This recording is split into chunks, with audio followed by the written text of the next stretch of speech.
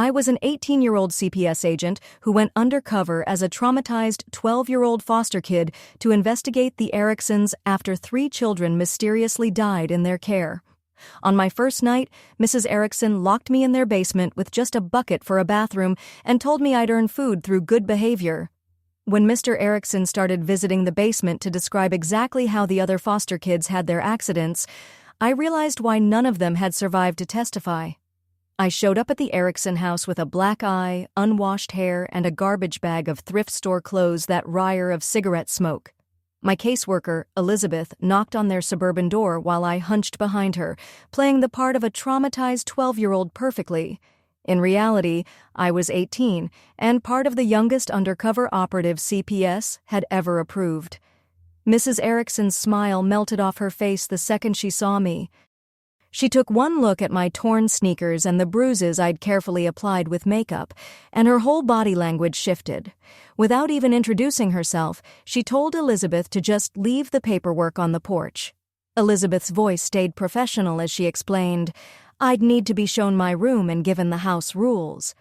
Mrs. Erickson rolled her eyes and said she'd handled dozens of these kids before. She knew the drill. When Elizabeth reached out to shake my hand goodbye before leaving, Mrs. Erickson physically stepped between us.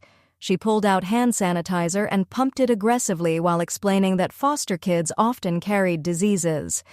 I tried to speak up, practicing the scared whisper we'd rehearsed. "Where do I—" Mrs. Erickson cut me off with a sharp laugh. "I've heard every manipulation tactic in the book, so don't even try that innocent little girl biz with me." She grabbed my garbage bag and held it at arm's length, leading me inside. "Mr. Erickson emerged from the kitchen and looked me up and down like I was livestock. "Another runner?" he asked his wife. She shrugged and said, "Probably, based on the black eye." She dropped my bag on the floor and used her foot to push it toward the basement door. "Your room's downstairs," she announced. "Not a bedroom, a basement." She flicked on a single bare bulb illuminating concrete walls and a stained mattress on the floor. "Bathroom's upstairs, but that's for family," she said. She pointed to a bucket in the corner. "You'll make do." The teddy bear tucked under my arm, the one item I'd fought to keep, recorded everything through its hidden camera eye. She showed me the lock on the outside of the door. "For your protection," she said, demonstrating how it clicked. "Foster kids sleepwalk. Can't have you wandering into our children's rooms." At dinner, I sat on the floor in the corner while the Erickson family ate hot roast at their dining table. Mrs. Erickson tossed a piece of bread and a cup of water my way without looking. "You'll earn better food with good behavior," she said. Their biological daughter, Bethany, laughed. "The last one took 3 weeks to earn peanut butter." I reached for the bread, but Mr. Erickson slapped my hand so hard it left a mark. "Say please first," he commanded. "Just because you were raised like an animal doesn't mean you'll act like one here." My handler had warned me it would be bad. 3 kids had died in this home over 5 years, all ruled as accidents. But living it was different than reading the files. That night, locked in the basement, I activated the emergency recorder sewn into my teddy bear's stomach. Every sound would transmit directly to CPS headquarters. The real torture started on day 3. Mrs. Erickson decided I smelled. She stripped me in the backyard and hosed me down with freezing water while their children watched from the window. "Can't have you contaminating our shower," she explained to the neighbors who peered over the fence. "These kids come from horrible places." When I shivered, she sprayed directly in my face. I made sure that the camera in my teddy bear caught her smile. She started withholding food as punishment for imagined infractions.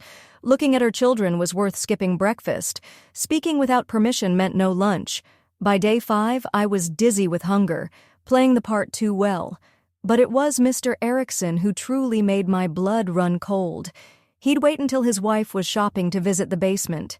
He'd sit on the stairs and describe what happened to the other foster kids, how one fell down these very stairs, how another accidentally drank cleaning fluid, how the third one wandered off and was found in the river. "Foster kids are so clumsy," he'd say, pulling out his knife to clean his nails. "So many accidents happen when no one's paying attention." On day 7, they escalated to physical abuse. Mrs. Erickson discovered I'd hidden a granola bar in my pillowcase, one their daughter Bethany had actually snuck me out of pity. She grabbed my hair and dragged me up the stairs, my bear falling and bouncing behind us, still recording. She called me a thief, a liar, proof that foster kids were genetically damaged. She made me stand in the corner of the kitchen for 6 hours. When I swayed from exhaustion, she'd slam a pot next to my head. Their children ate ice cream at the table, laughing each time I flinched. When I finally collapsed, Mr. Erickson grabbed my arm and twisted it behind my back. 3 more kids are coming next month, he whispered. More checks. You'll be gone by then, one way or another. That's when I heard sirens outside. Through the window, I saw 2 police cars and a CPS van. Someone had called them about an abusive foster family. My handler's voice crackled through the emergency earpiece hidden in my hair. The Ericksons froze at the sound of car doors slamming outside. Mrs. Erickson released my hair and rushed to the window, her face draining of color as she counted the vehicles. Mr. Erickson's knife clattered to the floor. I stayed crumpled on the kitchen tiles, maintaining my cover even as relief flooded through me. The teddy bear lay sideways against the wall, its camera eye capturing Mrs. Erickson's panicked movements as she grabbed dish towels and frantically wiped down the counters. Mr. Erickson kicked a knife under the refrigerator and smoothed his shirt. Heavy footsteps thundered up the porch steps. The doorbell rang 3 times in quick succession, followed by authoritative knocking.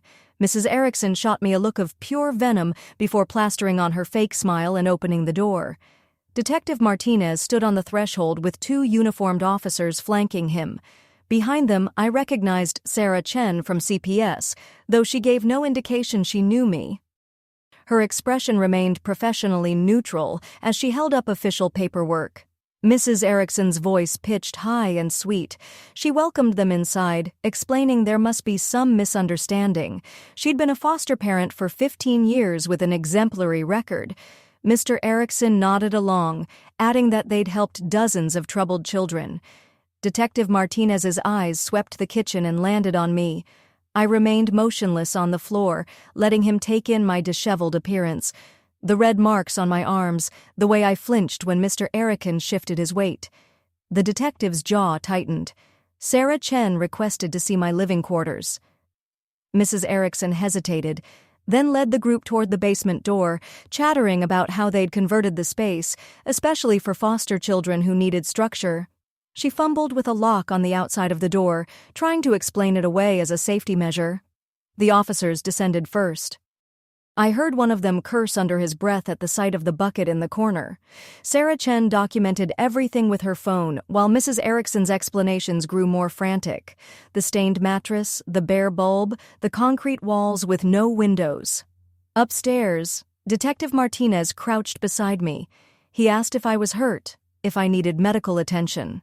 I shook my head slightly, staying in character as a traumatized child. He helped me sit up against the wall and noticed the teddy bear. His eyes lingered on it for a moment before he stood. Bethany and her younger brother appeared in the doorway, still holding their ice cream bowls.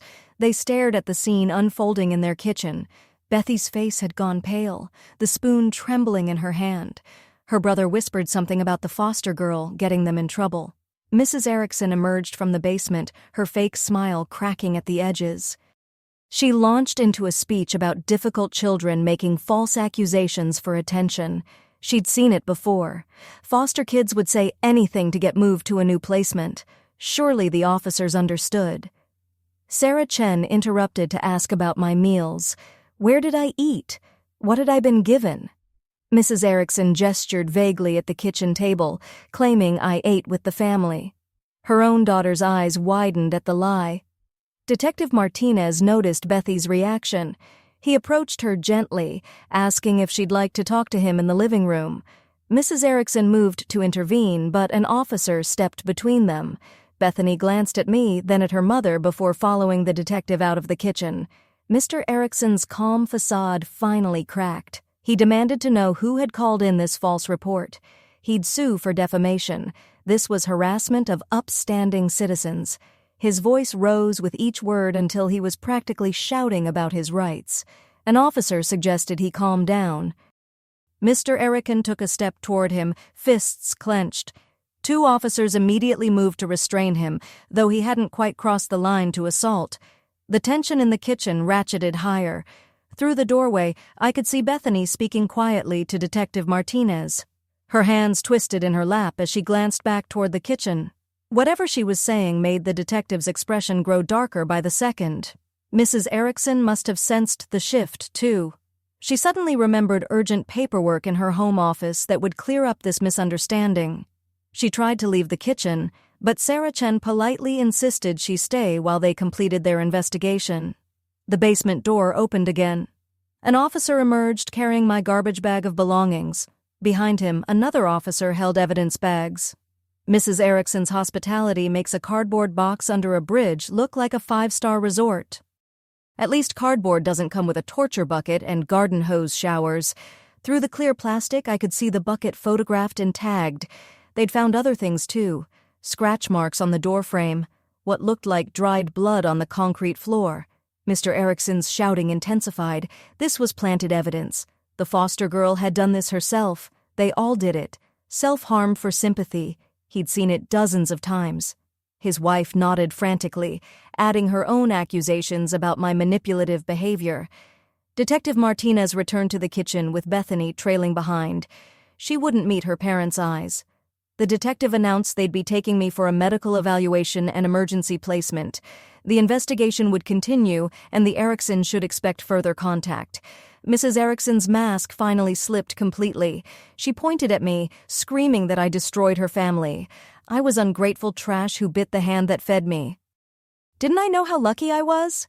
Other foster kids had it so much worse. At least she'd given me a roof and food. Sarah Chen helped me to my feet. I clutched my teddy bear, making sure its camera captured Mrs. Erickson's breakdown. Mr. Erickson tried one last time to assert control, blocking our path to the door. He insisted on speaking to supervisors, lawyers, anyone who would listen to reason. The officers firmly moved him aside. As Sarah guided me past, Mr. Erickson leaned close enough that I could smell his coffee breath. His whisper was too quiet for anyone else to hear, but my teddy bear's sensitive microphone would catch every word about what happened to kids who talked. Outside, the evening air felt like freedom, even though I had to maintain my cover. Neighbors had gathered on their lawns, phones out, recording everything. Mrs. Erickson's reputation in the community was crumbling in real time. Sarah helped me into the CPS van. Through the window, I watched officers leading Mr. Erickson out in handcuffs. He'd finally crossed the line, shoving an officer while trying to get to me. Mrs. Erickson followed, shrieking about lawsuits and false arrests. As we pulled away, I caught a glimpse of Bethany in her bedroom window. She raised her hand slightly. Maybe an apology, maybe in goodbye. Her younger brother stood beside her, still not understanding why the foster girl had ruined everything. The van drove 3 blocks before pulling into an empty parking lot. Sarah Chen turned to face me, dropping her professional facade. She squeezed my shoulder and told me I'd done an incredible job. The evidence I'd gathered would ensure the Ericksons never fostered again. But this was just the beginning. There would be formal statements, medical documentation, and careful coordination to maintain my cover story. The Ericksons still had connections, lawyers, and a history of making problems disappear. We'd need every piece of evidence to make this stick. Sarah Chen drove us to a safe house 20 minutes away, a nondescript apartment building where CPS conducted debriefings. My handler waited inside, pacing the small living room with a tablet displaying real-time uploads from my teddy bear's camera. He embraced me briefly before we got to work, documenting everything while memories remained fresh. The medical examiner arrived within the hour. She photographed every bruise, every mark, carefully distinguishing between the makeup I'd applied and the real injuries the Ericksons had inflicted. Her gentle hands catalogued the handprint on my wrist from Mr. Erickson's grip, the scalp tenderness from Mrs. Erickson dragging me by my hair, the dehydration from systematic food deprivation. My handler reviewed the footage while I showered off days of grime. The hot water stung against raw skin, but I savored the luxury after that basement bucket. When I emerged, he showed me what the bear had captured. Mrs. Erickson's cruelty played out in high definition. Mr. Erickson's threats echoed through the apartment speakers. Even Bethy's conflicted expressions came through clearly. Sarah Chen returned with troubling news. The Ericksons had already contacted their lawyer, a family friend who'd helped them navigate previous investigations. They claimed I was a troubled teen who'd staged everything for attention. Their biological children would testify to my unstable behavior. Without the recordings, it would be their word against mine. We spent the night preparing my official statement. Every detail had to align with what a traumatized 12-year-old would remember and articulate. Too much precision would seem coached. Too little would leave gaps their lawyer could exploit. I practiced trembling, stammering, letting tears fall at strategic moments. Morning brought complications. The Ericksons' lawyer had filed an emergency motion claiming CPS had violated protocol by removing me without proper documentation. He argued the basement setup was a therapeutic environment for children with behavioral issues. The lock was for safety. The bucket was a temporary measure while plumbing repairs were scheduled. My handler slammed his fist on the table when he heard 3 children had died under the Ericksons' care, but their lawyer had spun each tragedy into an unfortunate accident involving troubled youth. The system that should protect children instead protected their killers through bureaucratic loopholes. Sarah Chen coordinated with Detective Martinez to strengthen our case. They needed Bethy's testimony, but her parents had already begun their manipulation. Through the apartment window, I watched news vans arrive at the Erickson house. Their lawyer stood on the lawn, painting them as victims of a vindictive foster child and an overzealous CDS. The counterattack came swiftly. Mrs. Erickson appeared on local morning shows, tears streaming as she described her family's dedication to helping troubled children. She displayed photos of smiling foster kids from years past, conveniently omitting the 3 who never made it out alive. Her performance was masterful, turning public opinion against CPS. My handler decided we needed more evidence. The recordings were damning, but the Ericksons' lawyer would challenge their admissibility. He arranged for me to give a formal video deposition that afternoon, maintaining my cover as a 12-year-old victim while ensuring every detail was captured officially. During preparation, Sarah Chen's phone buzzed constantly. Other foster children who'd survived the Erickson house were reaching out, emboldened by news of the investigation. Their stories painted a pattern of escalating abuse that the system had ignored for years. One boy described being locked in the basement for a week. A girl recounted being forced to eat spoiled food as punishment. The video deposition took place in a sterile conference room. I sat across from a child advocacy lawyer while cameras recorded every word. I let my voice shake as I described the basement, the bucket, the systematic starvation. When asked about the teddy bear, I clutched it tightly and explained how it was my only comfort in that dark place. Halfway through, the Ericksons' lawyer burst in, demanding to cross-examine me. My handler blocked his path, but the man's presence rattled me genuinely.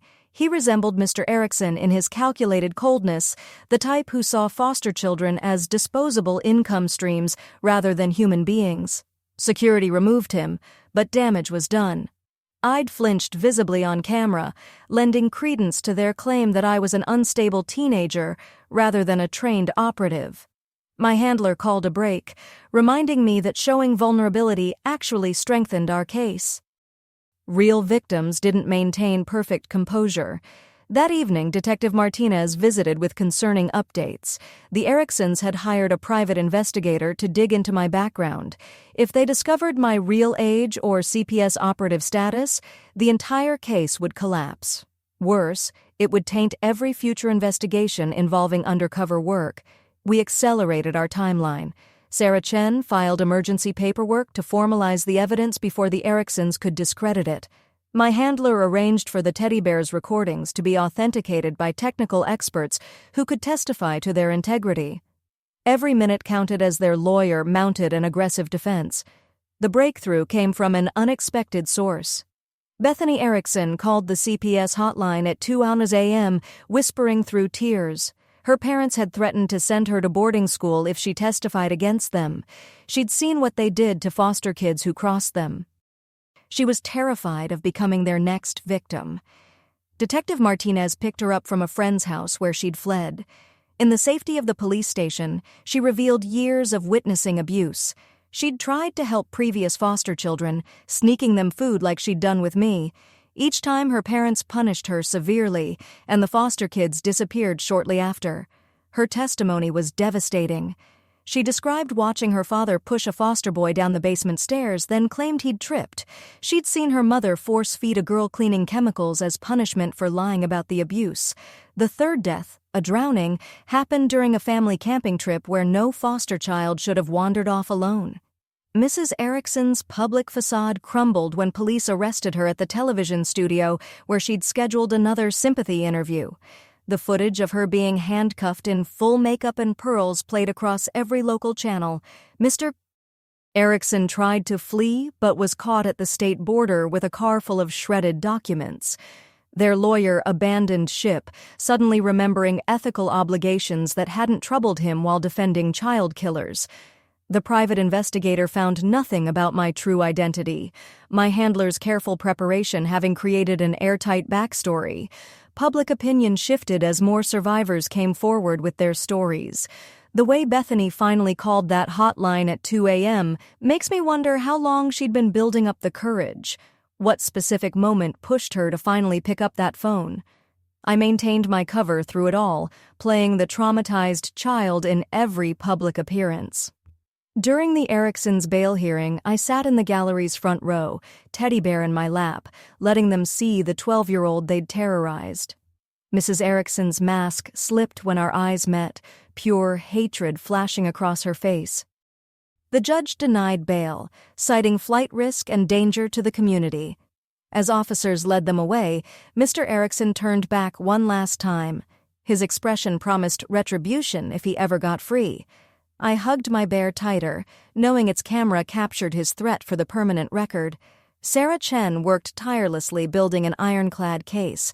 The forensics team found DNA evidence in the basement from all 3 deceased children, contradicting the Ericksons' claims they'd never been confined there. Financial records showed they'd collected over $500,000 in foster care payments while spending almost nothing on the children's needs. My handler worried about my psychological state. Living through abuse, even as a trained operative, left scars. He arranged counseling sessions where I could drop the act and process the trauma. The therapist specialized in undercover work, understanding the unique toll of maintaining false identities while experiencing real suffering. 2 weeks into the investigation, we faced a setback. The Ericksons' new lawyer filed motions claiming entrapment, arguing CPS had deliberately placed me to manufacture evidence. If successful, it would invalidate everything we'd gathered. My handler spent sleepless nights crafting responses that protected the undercover program while maintaining my cover. Detective Martinez discovered something crucial in the shredded documents Mr. Erickson had tried to destroy. Pieced together, they revealed correspondence with other foster parents, sharing discipline techniques and strategies for avoiding CPS scrutiny. The network was small but devastating, turning foster care into a coordinated abuse system. We couldn't pursue the broader network without compromising my identity, but Detective Martinez passed the information to federal authorities for separate investigation. My mission focused solely on the Ericksons, building evidence so overwhelming that no jury could acquit them. The other foster children in their care were relocated immediately. Sarah Chen personally oversaw each placement, ensuring they went to thoroughly vetted families. Some required extensive therapy after years of abuse. Others, like Bethy's younger brother, seemed unaware of the full horror protected by his sister's interventions. Bethany herself entered protective custody voluntarily. Her testimony made her a target for her parents' remaining supporters, people who still believed the Ericksons were martyrs, persecuted by an overreaching government. She lived with Sarah Chen temporarily, slowly deprogramming from years of normalized abuse. My public appearances became carefully orchestrated events. We couldn't risk the Ericksons' investigators catching me off guard or noticing inconsistencies in my behavior. Every interview, every court appearance required extensive preparation to maintain the traumatized child persona while delivering necessary testimony. The forensic evidence mounted. The basement yielded DNA, fingerprints, and scratch marks consistent with prolonged confinement. Analysis of the bucket's contents confirmed multiple children had been forced to use it over extended periods. Even the stained mattress told stories of suffering through biological evidence. Mrs. Erickson's background revealed troubling patterns. She'd worked at a group home in her 20s where 3 children died under suspicious circumstances.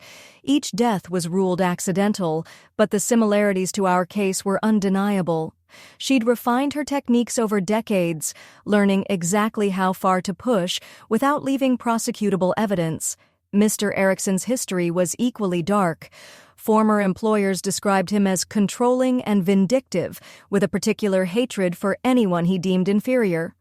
His knife collection, seized during arrest, included several weapons consistent with injuries found on the deceased foster children. 3 weeks after the initial arrest, we faced our biggest challenge. The Ericksons' lawyer located a former foster child willing to testify in their defense. The young man claimed they'd saved his life, providing structure and discipline he'd needed. We suspected coaching or bribery, but couldn't prove it without compromising the investigation. My handler made a difficult decision. We would reveal select portions of the teddy bear recordings to counter this testimony. Not enough to expose the full surveillance operation, but sufficient to demonstrate the Ericksons' cruelty. The technical experts testified that the recordings were authentic, unedited, and clearly showed systematic abuse. The defense witness crumbled under cross-examination. Detective Martinez had discovered financial transfers from the Ericksons' lawyer to the young man's account. Faced with evidence of bribery, he admitted they'd paid him to lie. His real experience in their home matched the pattern of abuse we'd documented. As the case built toward trial, I struggled with the approaching end of my assignment. Soon I'd have to drop the cover, return to my real age and identity. The thought terrified me more than the basement had. For weeks, I'd lived as this vulnerable child, experiencing trauma that felt all too real despite my training. My handler recognized the signs of going too deep undercover. He arranged a gradual transition, allowing me to slowly reclaim my adult identity in safe spaces while maintaining the cover publicly. The therapist worked with me on integration techniques, helping me separate the character from my true self. Sarah Chen became a crucial support during this period. She'd seen operatives struggle with identity after long assignments and knew the importance of maintaining connections to reality. We spent hours discussing the case from an adult perspective, analyzing the Ericksons' psychology and the system failures that enabled them. The grand jury indictment came down like thunder. 3 counts of murder, dozens of child abuse charges, financial fraud, and conspiracy. The Ericksons faced life in prison if convicted on all counts. Their lawyer tried negotiating a plea deal, but the prosecutor refused anything less than full accountability. Bethy's courage inspired other witnesses. Foster children from across the state came forward with stories about the Ericksons and their network. The investigation expanded beyond our original scope, though my involvement remained limited to our specific case. The teddy bear had started something bigger than we'd anticipated. Preparing for trial meant reliving every moment of abuse. I practiced testimony with prosecutors who needed me to remain in character on the stand. The defense would attack my credibility, trying to expose me as an adult operative. One slip could destroy everything we built. My handler created contingency plans. If my cover was blown during trial, we had documentation proving the abuse occurred regardless of my age. The other witnesses, the physical evidence, and Bethy's testimony could carry the case without me, but we all knew my testimony was the cornerstone. 6 weeks after that night in the basement, we learned Mr. Erickson had suffered a heart attack in custody. His lawyer tried using it for sympathy, claiming the stress of false accusations was calling an innocent man. Medical records revealed years of untreated conditions, likely from the same arrogance that made him believe he was untouchable. Mrs. Erickson turned on him from her cell, offering to testify about his role in the murders in exchange for a reduced sentence. The prosecutor listened, but made no promises. Her attempts to save herself by sacrificing her husband only reinforced her calculating nature. She'd throw anyone under the bus to avoid consequences. The trial date approached like a storm on the horizon. Every piece of evidence was cataloged, every witness prepared. The teddy bear sat in an evidence locker, its camera eye dark, but its recordings preserved forever. Those silent observations would speak louder than any testimony and revealing the truth. My final preparation session focused on maintaining composure under hostile cross-examination. The defense would try to break me to force an admission that I was older, trained, planted.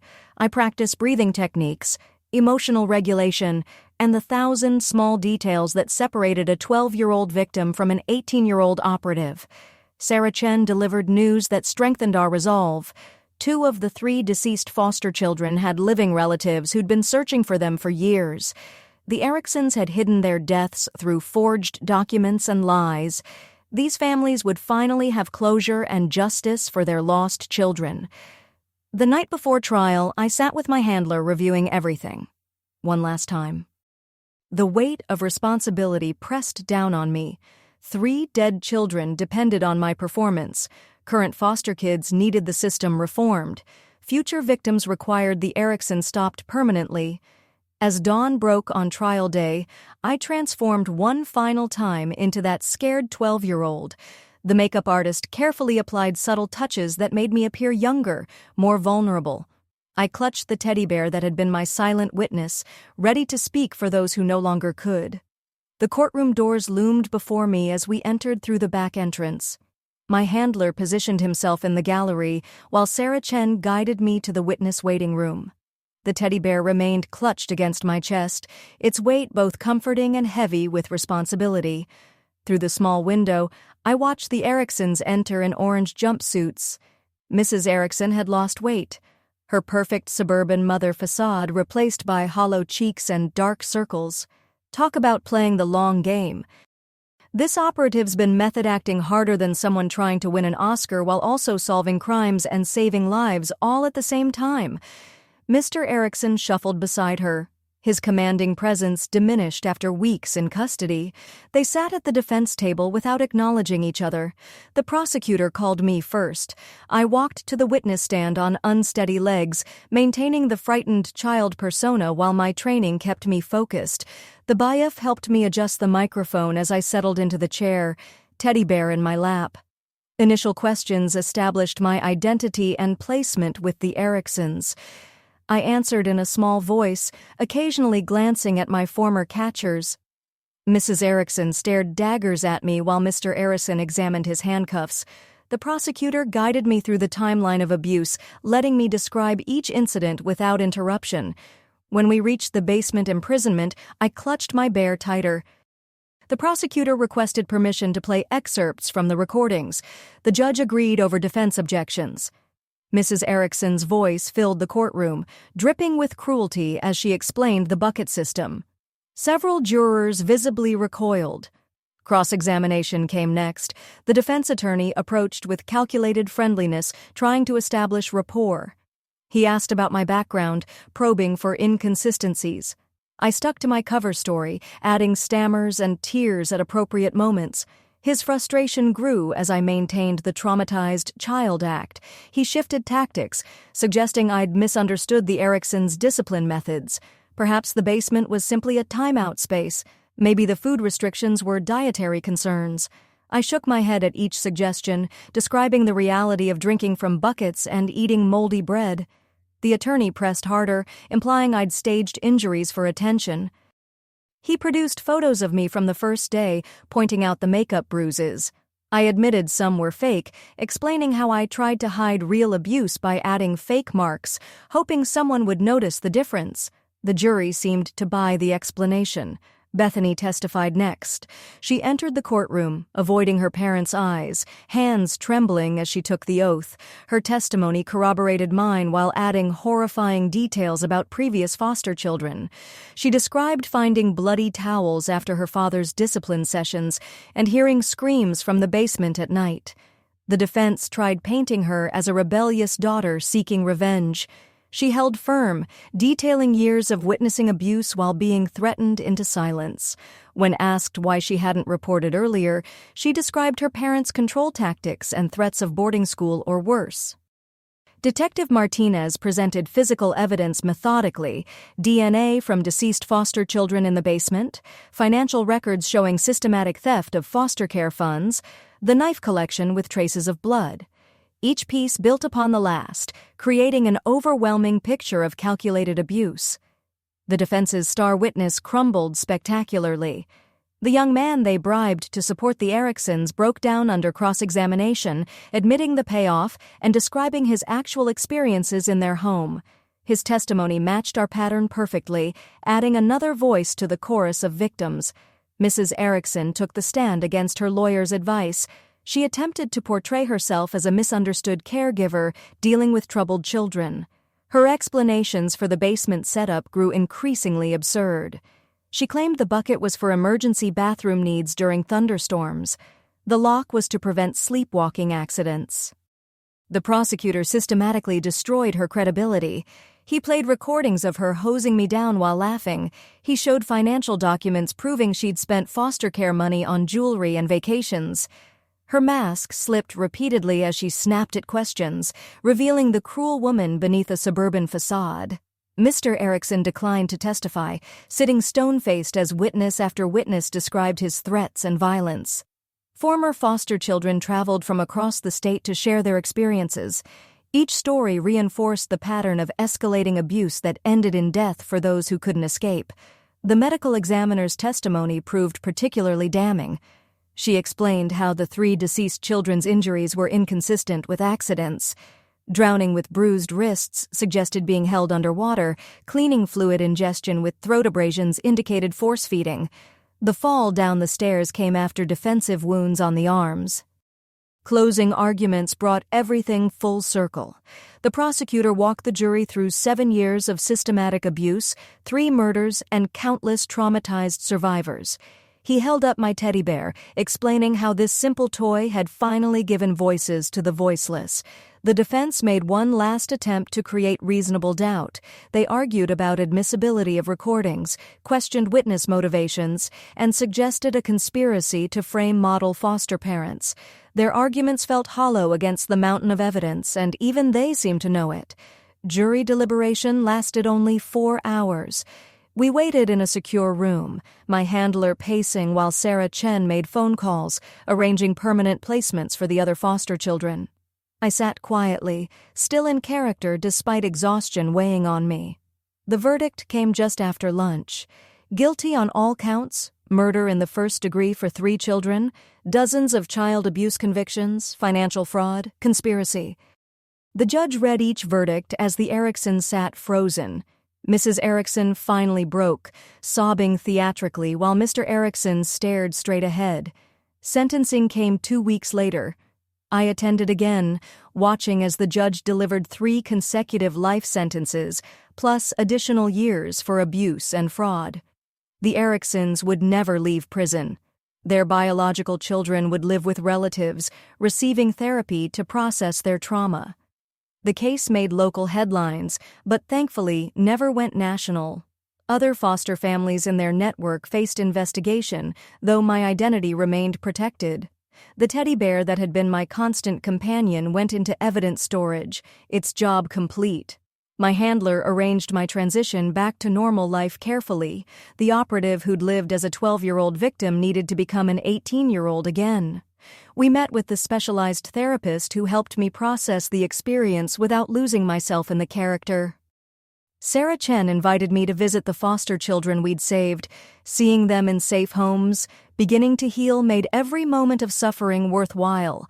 Some recognized me despite my actual age, understanding intuitively that I'd been their protector in disguise. Bethany reached out through Sarah, wanting to thank me personally. We met at a coffee shop where she was starting fresh at community college. She apologized for not acting sooner, but I assured her she'd shown incredible courage when it mattered most. The CPS Undercover program continued with new safety protocols based on my experience. Future operatives would have better support systems and clearer extraction procedures. My mission became a template for protecting vulnerable children while maintaining operational security. 6 months after the trial, I received word that Mr. Erickson had died in prison. Heart failure, the report said. Though inmates whispered about justice finding child killers behind bars, Mrs. Erickson remained in solitary confinement for her own protection, her crimes making her a target. I returned to college, studying social work with new understanding of the system's failures and possibilities. Classmates never knew about my undercover work, seeing only a dedicated student passionate about child protection. The experience shaped my career choice without defining my entire identity. The families of the 3 murdered children held a memorial service on the anniversary of the verdict. I attended quietly, standing in the back as they finally had closure. Their children's names were spoken aloud, their lives honored, their deaths acknowledged as murders rather than accidents. Other survivors reached out over time, forming an informal support network. We shared resources, recommended therapists, and celebrated milestones in healing. The shared trauma bonded us while we each found individual paths forward. The foster care system in our state underwent reforms prompted by the case. Better screening procedures, mandatory home inspections, and regular check-ins with children became standard. It wasn't perfect, but it was progress built on painful lessons. My final session with the specialized therapist focused on integration. The 12-year-old victim I'd portrayed would always be part of me, but I'd learned to separate performance from identity. The skills that kept me alive in that basement translated to strength in everyday life. I kept one photo from the mission, not of evidence or abuse, but of the foster children at their new homes, smiling genuinely for the first time in years. It reminded me why operatives like me existed, bridging the gap between vulnerable children and justice. The Erickson house sold eventually, the basement renovated by new owners who never knew its history. Drive past today, and you'd see a normal suburban home with no hint of the horrors it contained. But survivors knew the truth, and that truth had finally set us free. Looking forward, I prepared for my next assignment with deeper understanding of the cost and necessity of undercover work. The system needed reform, but until then, operatives like me stood between predators and their prey, bearing witness to ensure no child's suffering went unheard. My handler retired shortly after the Erickson case, his final mission. He'd saved countless children over his career, but this one had taken its toll. We stayed in touch. 2 people who understood the weight of necessary deception in service of protecting innocence. The teddy bear's recordings entered permanent archives, evidence of evil conquered through patience and courage. Somewhere in storage, that silent witness rested, its job complete. The children it helped save grew up in safety. The best possible ending to its story. What a ride, huh? Really appreciate you letting me tag along and get curious with you. It's been such a cool journey to explore all this together.